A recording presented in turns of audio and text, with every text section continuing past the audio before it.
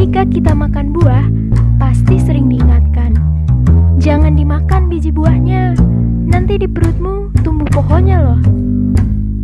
Tapi pertanyaannya, emang iya? Apa benar biji buah yang kita makan bisa tumbuh di dalam perut kita? Jawabannya adalah tidak. Di dalam lambung, biji buah yang tertelan akan hancur dicerna.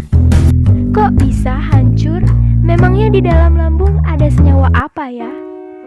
Lambung manusia memproduksi asam lambung dengan komponen utama asam klorida. Asam klorida berfungsi sebagai desinfektan atau pembunuh kuman yang mengubah pepsinogen menjadi pepsin, serta merangsang usus, hati, dan pankreas untuk mencerna makanan. Asam klorida ini bersifat asam. Apa itu asam? Apakah semua zat yang memiliki rasa masam? Beberapa ahli mendefinisikan asam sebagai berikut. Menurut Arrhenius, asam adalah zat yang menghasilkan ion H+ dalam air. Menurut Bronsted-Lowry, asam adalah zat yang bertindak sebagai donor proton. Menurut Lewis, asam adalah zat yang menerima sepasang elektron. Reaksi asam dapat dituliskan sebagai berikut. Ha aquos mengurai menjadi H+ aquos ditambah amin aquos. Umumnya, senyawa yang bersifat asam memiliki pH antara 1 hingga 7. Jika kalian mengujinya dengan kertas lakmus, maka senyawa yang bersifat asam akan mengubah warna kertas lakmus biru menjadi merah. Asam juga diklasifikasikan kembali menjadi asam kuat dan asam lemah. Faktanya, asam klorida yang ada di dalam perut kita termasuk asam kuat. Asam kuat adalah senyawa yang terurai sempurna di dalam air. Contoh dari asam kuat adalah asam sulfat, asam nitrat, dan asam perklorat. Jika asam kuat terurai sempurna, maka asam lemah adalah kebalikannya.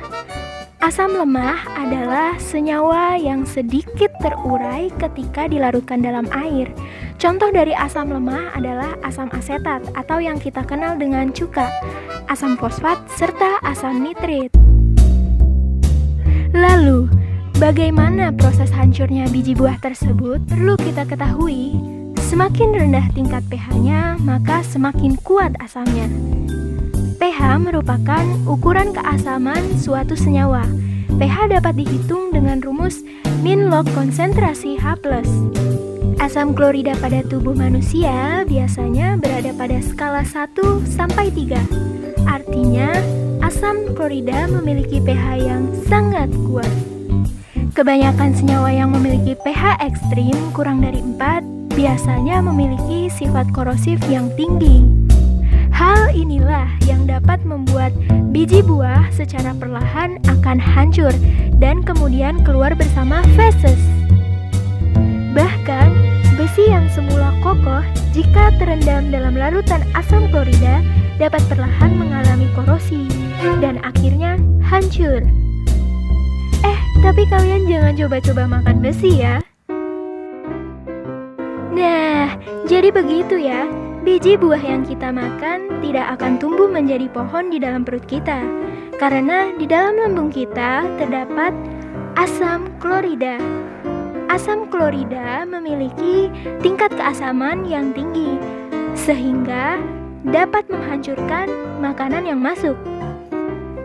Terima kasih sudah menonton video ini, semoga bermanfaat. Sampai bertemu di video selanjutnya.